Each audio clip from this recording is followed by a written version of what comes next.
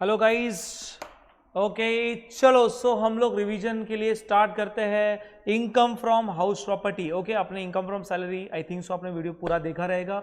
Basic concept resident status का revision आपका हुआ रहेगा, इसलिए आप नए हेड ऑफ इनकम के पास आए। Income from house property is very easy और इज वेरी इजी और ये हेड बहुत इजी है, आप स्कोर भी आराम से कर सकते हो। चलो पढ़ते हैं इनकम फ्रॉम हाउस प्रॉपर्टी, बहुत कम टाइम है हमारे पास। ओके चलो फटाफट। So income from house property में कोई भी इनकम चार्जेबल करने के लिए, जैसे हमने इनकम फ्रॉम सैलरी में देखा था, तो कोई भी इनकम चार्जेबल करने के लिए आपको देखना पड़ेगा employer employ relationship. Income from salary में देखा था हमने, ये सुनो। तो इनकम फ्रॉम हाउस प्रॉपर्टी में कोई भी इनकम चार्जेबल करना है तो आपको तीन कंडीशन फुलफिल करना बहुत ही जरूरी है। पहले वो हाउस प्रॉपर्टी होनी चाहिए, दूसरा आप उसके ओनर होने चाहिए, तीसरा वो प्रॉपर्टी आपको बिजनेस एंड प्रोफेशन के लिए खुद के बिजनेस एंड प्रोफेशन के आपको यूज करना नहीं है। ये तीनों भी कंडीशन आपने फुलफिल कर दिया तो जो भी इनकम उस प्रॉपर्टी से मिलेगा वो इनकम चार्जेबल होगा इनकम फ्रॉम हाउस प्रॉपर्टी में।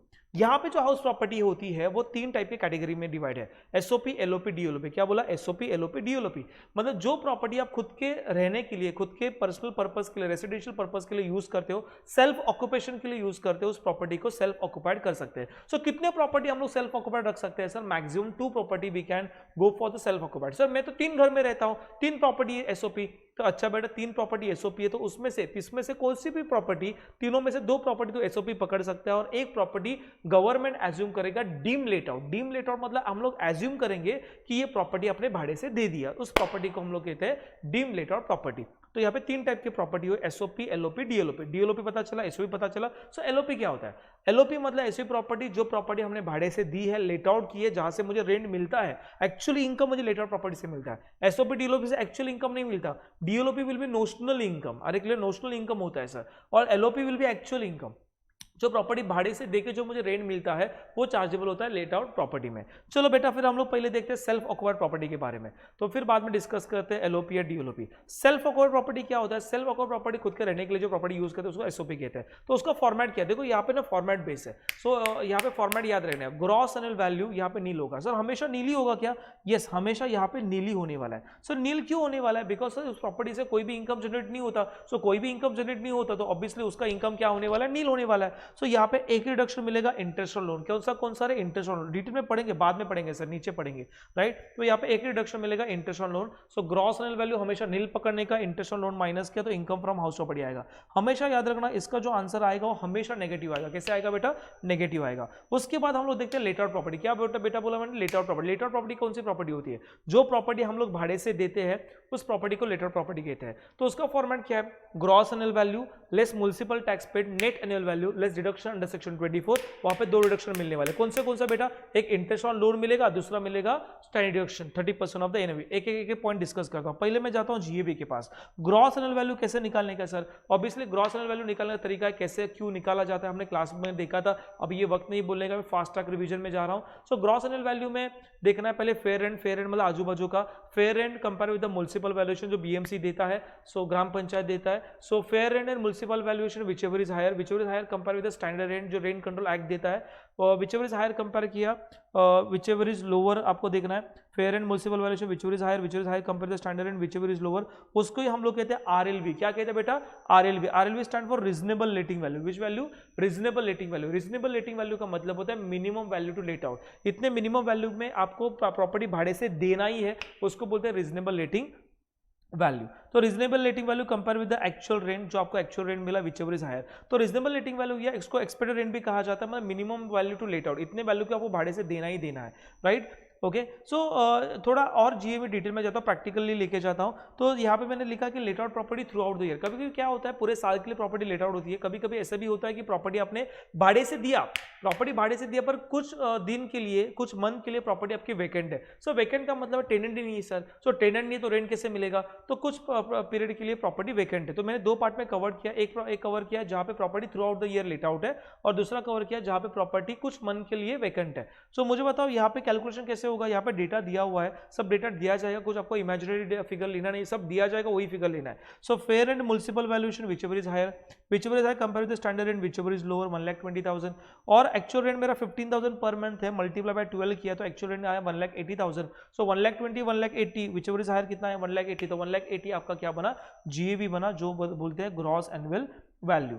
उसके बाद समझो property let out, property vacant है, तो प्रॉपर्टी वेकेंट है थोड़ा केयरफुल रखने का। सो ये 1,20,000 पर एनम है, डेटा तो सेम पकड़ा है मैंने दोनों जगह, 1,20,000 1,80,000 विच इज हायर इज 1,80,000 1,80,000 और 1,20,000 विच इज लोअर इज 1,20,000 1,20,000 आपका बन गया reasonable value to let out, ये आपका बना रीजनेबल लेटिंग वैल्यू। पर ये 1,20,000 12 मंथ का है सर, पर एनम है ना बेटा, यस। आपने रेंटेड प्रॉपर्टी किया 9 मंथ्स के लिए, कितने मंथ के लेट आउट किया, 9 मंथ्स के लेट आउट किया, और 2 महीना प्रॉपर्टी वेकेंट था बराबर, तो 10 महीने का रेंट मिला, 9,000 मल्टीप्लाई बाय 10 आपको मिला 90,000।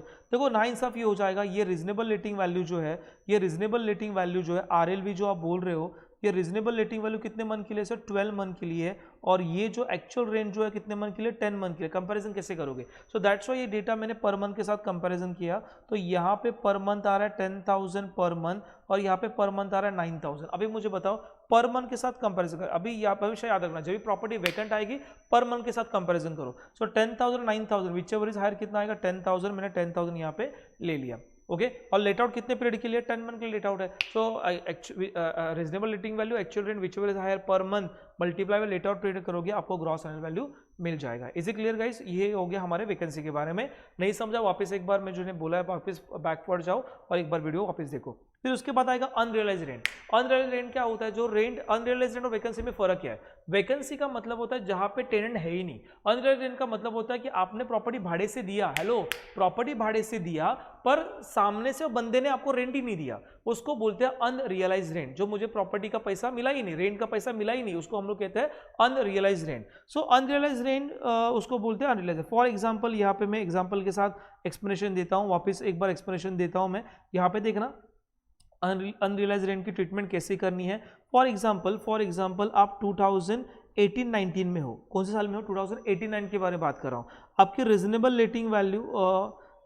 लेटिंग वैल्यू आपकी है 1,80,000 पर एनम, ओके। आपका एक्चुअल रेंट जो है ये है 20,000 पर एनम। सो 20,000 पर मंथ मल्टीप्लाई बाय 12, 12 महीना में काउंट कर रहा हूँ, तो ये 20,000 मल्टीप्लाई बाय 12, तो ये 2,40,000 आ रहा है। So 1,80,000 and 2,40,000 which ever is higher, 2,40,000 आ रहा है। ये सर ये आपका जीएवी हो गया, ये सर ये मेरा ग्रॉस एनुअल वैल्यू हो गया। पर दिक्कत ऐसी है कि इसमें से लास्ट मंथ का जो रेंट है, एक महीने का रेंट मुझे नहीं मिला, सच में नहीं मिला, मतलब टेनेंट था पर वो पैसा नहीं देके भाग गया सर। मैंने सब पुलिस कंप्लेंट की, एफआईआर की, रूल 4 इज सेटिस्फाइड। तो जब रूल 4 आप सेटिस्फाइड करते हो, इनकम टैक्स ऑफिसर सेटिस्फाइड होता है, तो इनकम टैक्स ऑफिसर बोलता है ठीक है इस 20,000 के ऊपर टैक्स मत पे कर।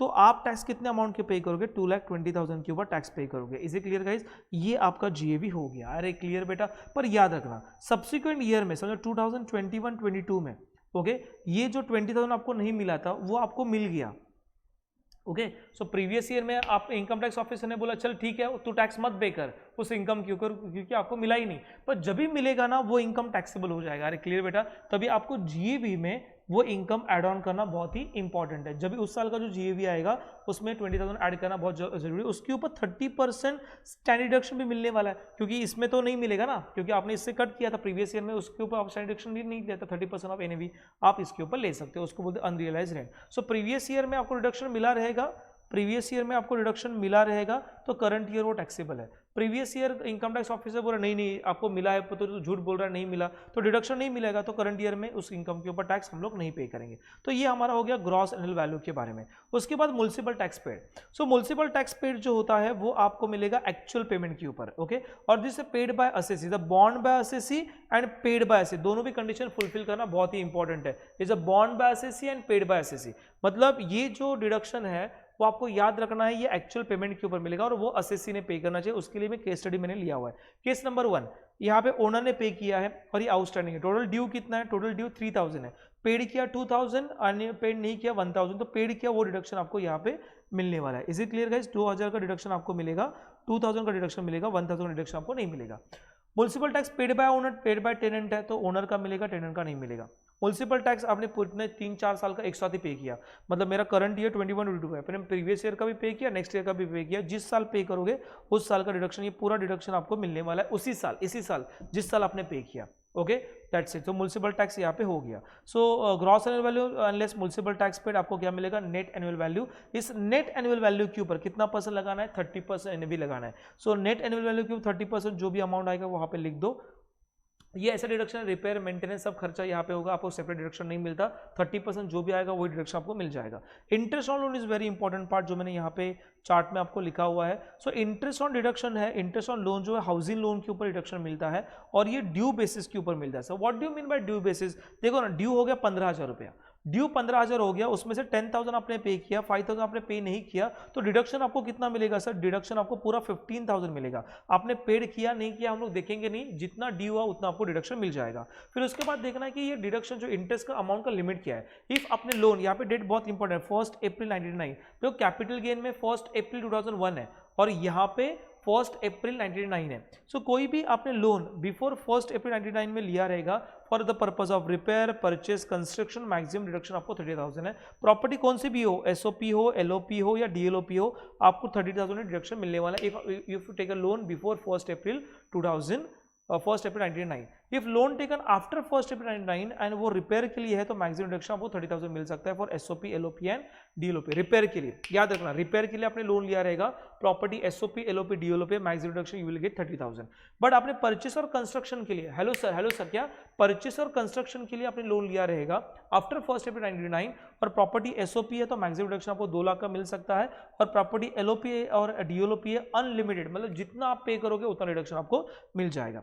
उसके बाद ना इसमें और एक कॉन्सेप्ट आता है प्री कंस्ट्रक्शन। लोग बोलते हैं बाप रे क्या ये कॉन्सेप्ट है, अरे बहुत इजी है। प्री कंस्ट्रक्शन इंटरेस्ट मतलब कंस्ट्रक्शन होने से पहले का इंटरेस्ट, आपको 5 साल तक 5 इक्वल इंस्टॉलमेंट में रिडक्शन मिल सकता है। एग्जांपल के साथ पढ़ाता हूं, लोन टेकन, आपने लोन लिया 10 लाख का, आपने 10 लाख का लोन लिया, रेट ऑफ इंटरेस्ट 10% है, लोन लिया 1 अप्रैल 2018 और कंस्ट्रक्शन कंप्लीट हुआ 31 मार्च 2020। सो कंस्ट्रक्शन कंप्लीट हुआ 31 मार्च 2020, मतलब विच फाइनेंशियल ईयर? तो फाइनेंशियल विल बी 1920। सो 1920 में आपका कंस्ट्रक्शन कंप्लीट हुआ, पर लोन आपने कभी लिया 1 अप्रैल 2018 में, तो ये आपका टाइमलाइन है।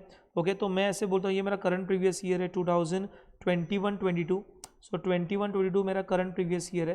तो मुझे बताओ यहाँ पे प्रॉपर्टी कंस्ट्रक्ट कभी हुआ ना, वो बहुत इंपॉर्टेंट, 1920। सो 1920 में मेरा घर बना। सो 1920 घर बना मतलब इसका मतलब है कि 18-19 में आपका घर नहीं था, तो 18-19 में घर नहीं था, तो रेंट का इंटरेस्ट ऑन हाउस प्रॉपर्टी कैसे होगा? क्योंकि हाउस प्रॉपर्टी में कंडीशन क्या है, पहली प्रॉपर्टी होनी चाहिए, प्रॉपर्टी नहीं है तो इंटरेस्ट का रिडक्शन कैसे मिलेगा सर?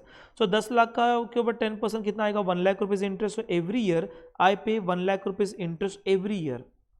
हेलो, अरे ये नो, अरे gate my point what I am saying? तो ये जो डिडक्शन है 1 लाख का, ओके, ये डिडक्शन आपको नहीं मिला सर, यहाँ पे प्रॉपर्टी कंप्लीट था, ये डिडक्शन आपको मिल गया।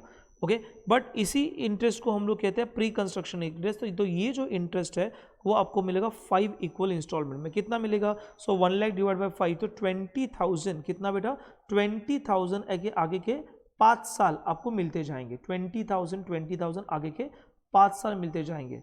ओके, पर मुझे करंट प्रीवियस है तो टोटल डिडक्शन कितना मिलने वाला है? 1,20,000 मिलने वाला है। अरे क्लियर बेटा? पर याद रखना, जब आप ग्रॉस टोटल इनकम पढ़ते हो तो जीटीआई में प्री कंस्ट्रक्शन इंटरेस्ट आता नहीं है, आएगा तो इंटरेस्ट, बेसिक इंटरेस्ट आएगा। आपको इतना ही देखना है, एसओपी परचेस एंड कंस्ट्रक्शन है, एसओपी के लिए लिमिट 2 लाख का है और प्रॉपर्टी आपने एलओपी डीएलओपी के लिए प्रॉपर्टी या लोन लिया रहेगा तो लोन अनलिमिटेड है, जितना भी आप पे करोगे उतना रिडक्शन आपको मिलने वाला है। Is it clear guys? तो ये मेरा हो गया इंटरेस्ट ऑन लोन। ये माइनस करने के बाद जो भी इनकम आएगा उसको हम लोग कहते हैं इनकम फ्रॉम हाउस प्रॉपर्टी। उसके बाद आपको क्या देखना है सर? उसके बाद आपको देखना है डीमलिमिटेड प्रॉपर्टी, जो मैं ऑलरेडी डिस्कस किया था। आपके पास 3 प्रॉपर्टी है एसओपी, तो उसमें से 2 property you can anyone, okay, तो जिसका ग्रॉस एंड वैल्यू, मैं क्या करूंगा, fair and municipal valuation whichever is higher. देखो ना, fair and municipal valuation whichever is higher compare to the standard whichever is lower, इसको बोलते हैं reasonable rating value. Actual rent तो यहाँ पे होने वाला नहीं है क्योंकि प्रॉपर्टी सेल्फ ऑक्युपाइड है, तो रीजनेबल रेटिंग वैल्यू यही आपका होगा जीएवी। तो मैं देखो यहाँ पे जीएवी लिख रहा हूँ, एग्जाम्पल लिख रहा हूँ, इसका जीएवी 5 लाख रुपया है, इसका जीएवी 2 लाख रुपया है, इसका जीएवी 1 लाख रुपया है। तो कौन सी प्रॉपर्टी एसओपी पकड़ूंगा? जो प्रॉपर्टी का जीएवी हायर होगा उस प्रॉपर्टी को मैं एसओपी पकड़ने वाला हूं, इस प्रॉपर्टी को मैं डीम लेटर प्रॉपर्टी पकड़ूंगा। और deem letter property is same like a letter property, उसका फॉर्मेट सेम है जो मैंने ऊपर पढ़ाया है। Gross annual value less municipal tax paid less deduction under section 24 interest on loan and side deduction, ये सारे डिडक्शन मिल जाएंगे। एसओपी जो है, एसओपी का तो ग्रॉस एनुअल नील होता है, वहां पे एक डिडक्शन मिलता है इंटरेस्ट ऑन लोन। तो 2 प्रॉपर्टी आप एसओपी पकड़ सकते हो। फिर आता है कभी कभी ना प्रॉपर्टी ओन्ड बाय द को ओनर, मतलब यहाँ पे एग्जांपल है कि आपके पास 20 फ्लैट्स है और 20 फ्लैट ओन्ड बाय द 4 को ओनर, 4 ओनर है उसके, ओके, 4 को ओनर है। ओके तो उन्होंने एक एक प्रॉपर्टी खुद के रहने के लिए दिया है, 16 प्रॉपर्टी लेट आउट है। तो आप क्या करोगे, 20 फ्लैट में से 16 फ्लैट ये लेट आउट प्रॉपर्टी है, 4 प्रॉपर्टी ये सेल्फ ऑक्यूपाइड है, तो एसओपी एसओपी एसओपी इसका अलग अलग कैलकुलेशन करोगे। तो 16 फ्लैट है उसका कैलकुलेशन करोगे, 16 flat multiply by rent multiply by 12 months calculate करोगे, इसका जीएवी निकालोगे, सब निकालोगे, यहाँ पे इनकम फ्रॉम हाउस प्रॉपर्टी आएगा, जो इनकम फ्रॉम हाउस प्रॉपर्टी आएगा डिवाइड बाय 4 करोगे if there is equal owner. अरे क्लियर बेटा। सो ये हो गया को ओनर जो एग्जाम में रेयरली आता है, रेयरली में तो बहुत कम आता है। तो इस तरीके से हमारा income from house property is over. Is very very easy है सॉल्व करना, पढ़ाई करना बहुत इजी है। 3 टाइप की प्रॉपर्टी है, एसओपी एलओपी डीएलओपी। फॉर्मेट को पकड़ पकड़ के आगे जाना, पहले आइडेंटिफाई करो एग्जाम में कि कौन से टाइप की प्रॉपर्टी दी है, एसओपी है, एलओपी है कि डीएलओपी है। ओके क्या तीनों भी एसओपी रहेगा, अलर्ट रहने का, तीनों भी एसओपी है मतलब 2 प्रॉपर्टी एसओपी पकड़ना, 1 प्रॉपर्टी डीएलओपी है। सारा सब में लिखा होता है, आपको देखना और पढ़ना आना चाहिए। ओके देखने के लिए आना चाहिए, पढ़ने के लिए आना चाहिए। Alertness and awareness is very important. क्या बोला मैंने, alertness and awareness is very important. Awareness भी होना और अलर्टनेस भी होना। अवेयर हुआ अलर्ट हुआ तो सम आप सॉल्व कर सकते हो, अदरवाइज नहीं। Knowledge also is very important. आपने कितना पढ़ाई किया उसके ऊपर डिपेंड होता है कि आपका पेपर कितना कैसे जाएगा। तो अभी भी वक्त है, मैं भी बोलता हूँ लास्ट मिनट तक बोलता हूँ, अभी भी वक्त है, कुछ भी गया नहीं है। आप रिवाइज कर सकते हो और अगेन आप स्कोर भी अच्छे तरीके से कर सकते हो। जिसने अच्छे तरीके से प्रिपरेशन किया वापस एक बार रिवाइज करो, सारे सम देख लो और एग्जाम के लिए अपेयर करना बराबर से, आपको 100 आउट ऑफ 100 मिल जाएगा। शाम को मैं 9:30 को मिलने वाला हूं, जहां पे मैं पूरे प्रैक्टिकल क्वेश्चन डिस्कस करने वाला हूं आपके साथ। जिनको ऐसे लग रहा है कि मुझे प्रैक्टिकल क्वेश्चन वापस रिवाइज करने हैं, पास्ट ईयर के पेपर में आपके साथ डिस्कस करने वाला हूं। तो और जो भी आपकी क्वेरी है मैं ऑनलाइन सेशन में डिस्कस करूंगा। जिनको ऐसे लग रहा है कि नहीं सर मुझे ये क्वेरी है, आप चैट बॉक्स में कमेंट बॉक्स में डाल देना, मैं वहाँ पे आपको उसका आंसर दे दूंगा। Clear. So on that note मैं यहाँ पे स्टॉप करता हूँ। मिलते हैं नेक्स्ट हेड ऑफ इनकम में, और नेक्स्ट हेड ऑफ इनकम हमारा रहेगा इनकम फ्रॉम कैपिटल गेन। वहाँ पे मिलते हैं, तब तक के लिए thank you so much. Stay at home, be safe, learn from home, bye bye, take care and all the best for your exam. Bye bye.